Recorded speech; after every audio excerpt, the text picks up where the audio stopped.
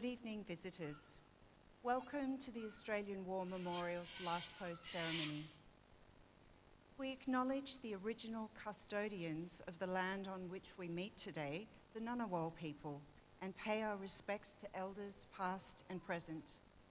We also welcome all Aboriginal and Torres Strait Islander people who are joining us today or who are watching the live stream of this ceremony. My name is Emily Hiles, and joining us today from the Royal Australian Air Force is Corporal Jonathan Danaher. This evening's Last Post ceremony tells the story of an Aboriginal serviceman as part of NAIDOC Week, in which we celebrate the history, culture and achievements of Aboriginal and Torres Strait Islander peoples and recognise them as the traditional custodians of the land. Aboriginal and Torres Strait Islander people have a long and proud history of fighting for country and continue to serve with honour among our military forces today. From resistance during the colonisation of Australia, they have served with honour in every conflict and commitment involving Australian defence contingents from the Boer War to the present day. This NAIDOC Week, Australians from all walks of life reflect on the contribution and commitment of our Indigenous peoples. We warmly welcome the family of Second Lieutenant Alfred John Herps, whose story will be told shortly as part of today's NAIDOC Week Last Post ceremony. This evening, we're also honoured to acknowledge General Angus Campbell, Chief of Defence Force, and Mrs. Stephanie Copus Campbell, accompanied by Vice Admiral David Johnston, Chief of Defence Force Designate, and Mrs. Belinda Johnston, Air Marshal Robert Chipman, Vice Chief of Defence Force, and Mrs. Alice Chipman. This evening, General Campbell will be retiring after 43 years of military service, and tonight marks his last official role at the memorial as a uniformed member of the Australian Defence Force. General Angus Campbell joined the Australian Army in 1981, graduating from the Royal Military College Duntroon in 1984. He was assigned to the Royal Australian Infantry Corps and initially served as a platoon commander in the 3rd Battalion Parachute, the Royal Australian Regiment. General Campbell then served in troop and squadron command appointments within the Special Air Service Regiment. In 2001, he was appointed the commanding officer of the 2nd Battalion, the Royal Australian Regiment. Whilst in command, the battalion group deployed to East Timor as a component of the United Nations Transitional Administration in East Timor.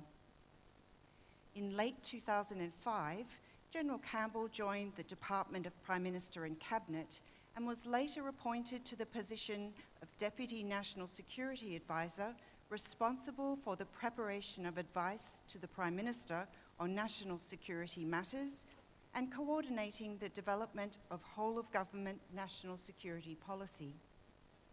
Upon his return to the Australian Defence Force in early 2010, he was appointed to the rank of Major General and led the Military Strategic Commitment Staff in Defence Headquarters until January 2011, when he assumed command of Australian forces deployed in the Middle East area of operations. General Campbell subsequently served as Deputy Chief of Army from February 2012 to September 2013, when he was promoted to Lieutenant General to command the Joint Agency Task Force responsible for the implementation of Operation Sovereign Borders. On 16th of May 2015, he was appointed Chief of the Australian Army. General Angus Campbell was subsequently promoted and appointed to command the Australian Defence Force on 7th of July 2018. General Campbell, you have had a distinguished career marked by courage, initiative, respect, and teamwork. We are grateful to you and your family for your service, and we wish you every success in your retirement. This evening, we also warmly welcome members of the Royal Australian Navy's Bungaree Indigenous Performance Group. We welcome the veterans who have served, those that are still serving, and the families that love and support them. The live stream of this ceremony is made possible by the Returned and Services League of Australia and the RSL and Services Clubs Association. We welcome members who are watching the broadcast of this ceremony across Australia. During this evening's ceremony, wreaths will be laid at the base of the pool of reflection by family, visitors to the memorial, and students on behalf of Manly State School visiting from Manly, Queensland. If you're able, please stand and join in singing the national anthem.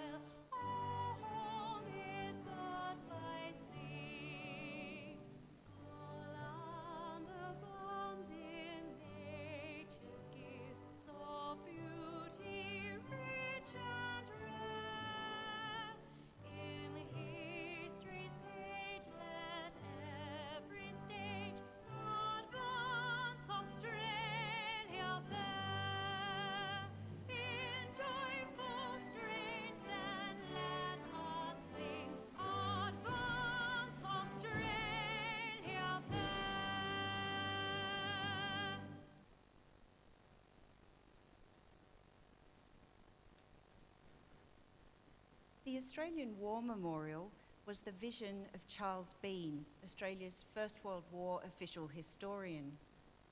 Bean landed with the Australian troops on Gallipoli and stayed with them at the front through to the end of the war.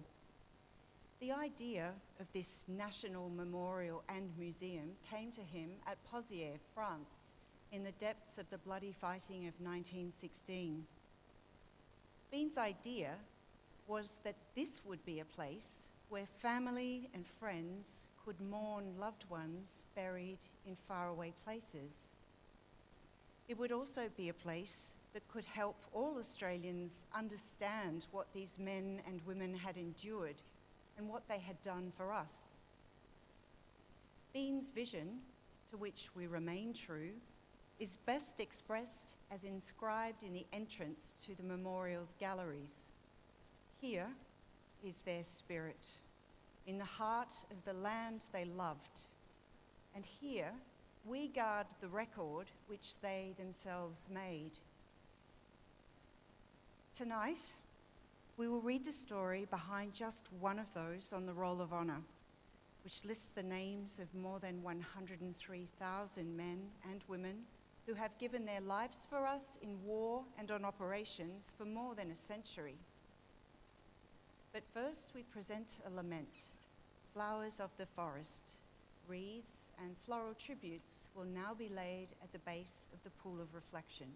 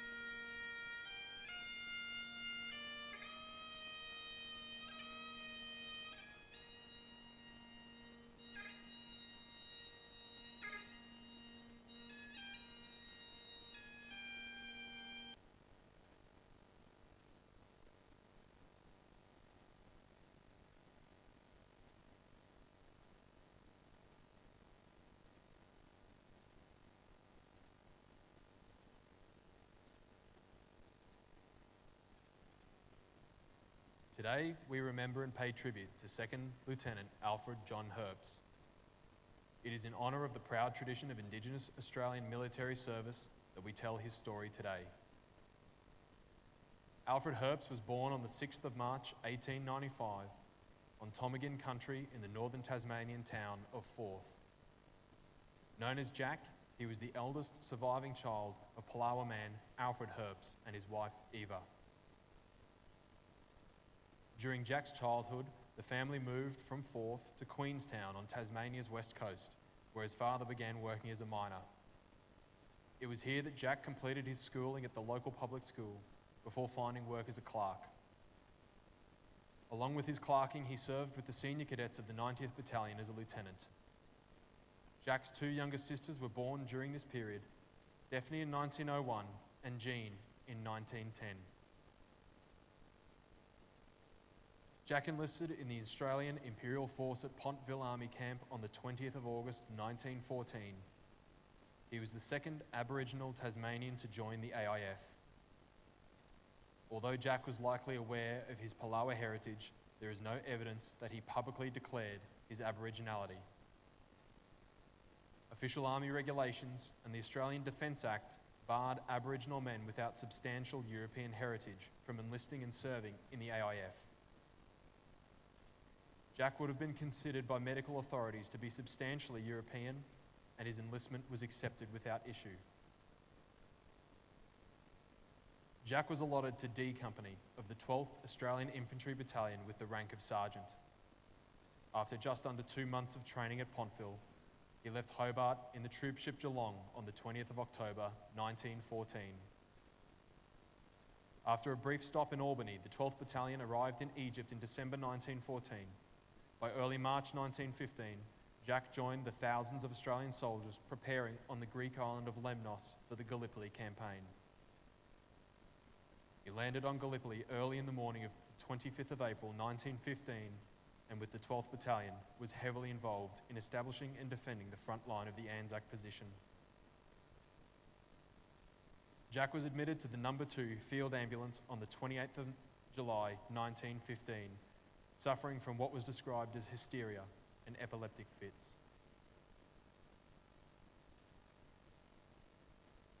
He was evacuated off Gallipoli that day in the hospital ship Adonis and admitted to hospital in Alexandria at the beginning of August. He was declared to have had a breakdown, likely suffering from shell shock, and spent the rest of the month recovering in Egypt. Jack returned to Gallipoli on the 17th of September and remained with the 12th Battalion on the peninsula until their withdrawal in late November. Back in Egypt in early 1916, Jack was appointed Company Quartermaster Sergeant to the 12th Battalion. The battalion left Egypt for the Western Front at the end of March 1916. Arriving in France in early April, they spent the next 3 months in the trenches around Armentières, known by the men as the nursery sector for its relatively gentle introduction to trench warfare. In July, the 12th Battalion moved south into the Somme Valley, where they participated in the Battle of Pozières. Following the fighting, Jack was promoted to second lieutenant, effective from the 5th of August 1916. The battalion remained in the Somme throughout August, returning to the front line outside Mouquet Farm on the 18th. The ruined farm stood in a dominating position on a ridge extending northwest from Pozières, and its stone cellars offered strong defensive positions for the German army. Between the 19th and 22nd of August, the 12th Battalion were involved in an unsuccessful attempt to capture the farm. At the 12th Battalion's roll call on the 23rd of August, 2nd Lieutenant Jack Herps was one of 41 men declared missing in action, along with 58 further casualties. Jack's identity disc was returned to his unit by the 16th Battalion in mid-September 1916, but it would take almost a year for his fate to be confirmed. During this period, his parents wrote frequently to base records and the Red Cross, desperate for news of their son. Writing to the Tasmanian Red Cross in February 1917, Eva pleaded, "I am indeed heartbroken concerning my son's fate. will you please let me know exactly what you think? The suspense is getting more than I can bear. Finally, a court of inquiry held on the 18th of July 1917 established Jack's fate. During the fighting outside Mouquet Farm, Alfred was hit in the back of the neck by a piece of shell. The wound paralysed him and caused immediate heavy bleeding. Jack's Batman, Private Arthur Bean, remained by his side for around half an hour before finally leaving him at Jack's request. By the time Arthur reached the 12th Battalion, the entire farm was again in the hands of the Germans, making it impossible to send anyone back for Jack. It was determined that Second Lieutenant Alfred Jack Herps had died of his shell wound between the 19th and the 22nd of August 1916 at Mouquet Farm. He was 21 years old. Jack is the only known commissioned officer of Aboriginal descent to die during the First World War. While Jack's body was said to have been buried at Mouquet Farmhouse by members of the 2nd Division, no trace of his grave could be found after the end of the war. He is commemorated on the Villa Bretonneau Memorial in France, among the names of over 10,000 Australian soldiers who died during fighting in France and have no known grave. His name is also listed on the Roll of Honour on my right, among almost 62,000 Australians who died while serving in the First World War. His photograph is displayed today beside the pool of reflection. This is but one of the many stories of service and sacrifice told here at the Australian War Memorial. We now remember Second Lieutenant Alfred John Herps, who gave his life for us, for our freedoms, and in the hope of a better world.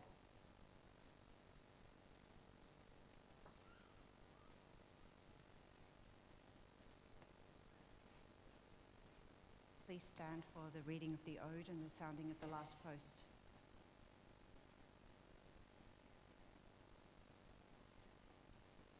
They shall grow not old, as we that are left grow old. Age shall not weary them, nor the years condemn. At the going down of the sun, and in the morning, we will remember them.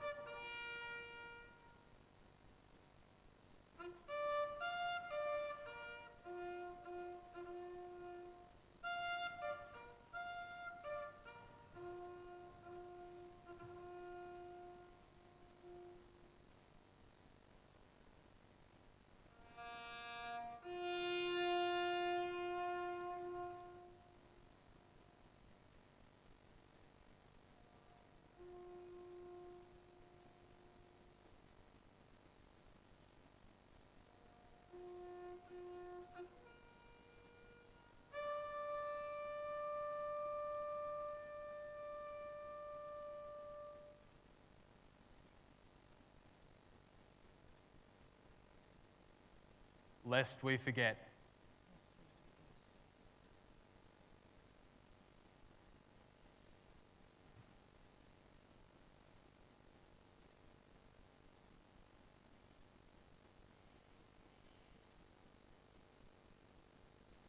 We leave you this evening with the words of the memorial's founder, Charles Bean.